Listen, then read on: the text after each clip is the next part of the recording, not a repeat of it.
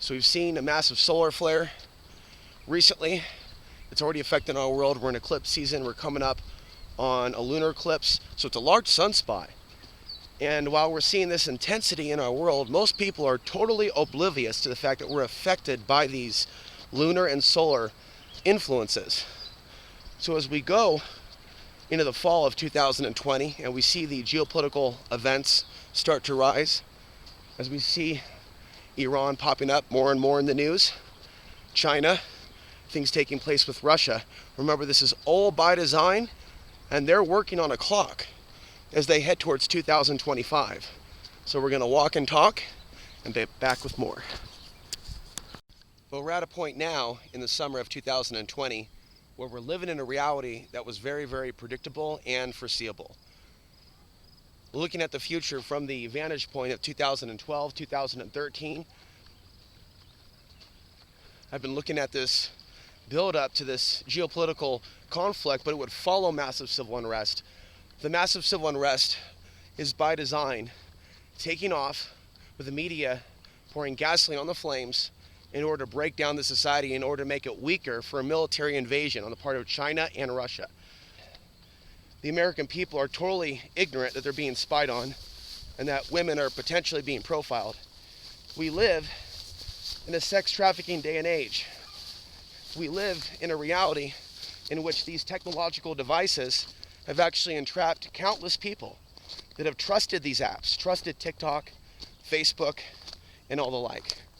So in this year of 2020, with all this information that has now been revealed about hacking and surveillance, so many people have only been looking at their own government or local police departments. And it seems by design for there to be an overabundance of this psychological noise. And it's taking place right now. The beauty is when you synchronize your efforts and your focus with those eclipse periods, when you're conscious of it rather than being unconscious of it.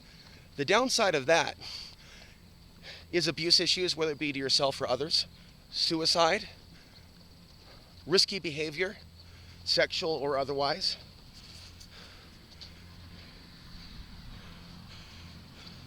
But when someone's aware of how, say, a massive solar flare or sunspot may boost their testosterone,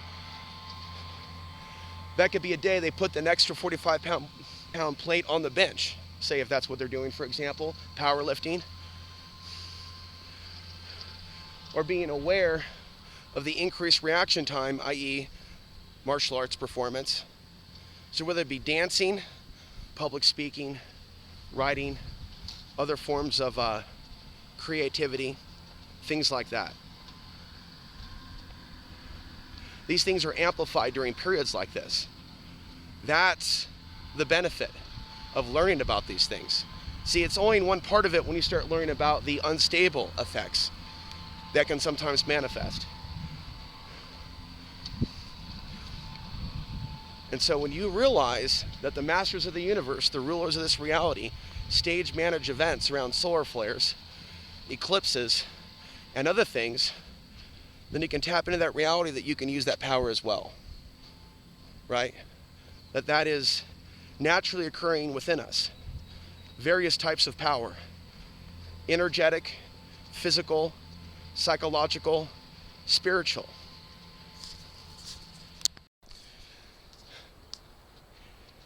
Now, the deepening COVID-19 crisis and the lockdown has manifested in a lot of fear in society right now as we see more graffiti pop up in certain areas, as we see more stories of crime in the local paper, from the local news to the national news, as we read more about burglaries and things like that. We're seeing whether or not society has the consciousness and the intelligence to back each other up, whether they can do something like that or just simply like depend on the police. And what we have right now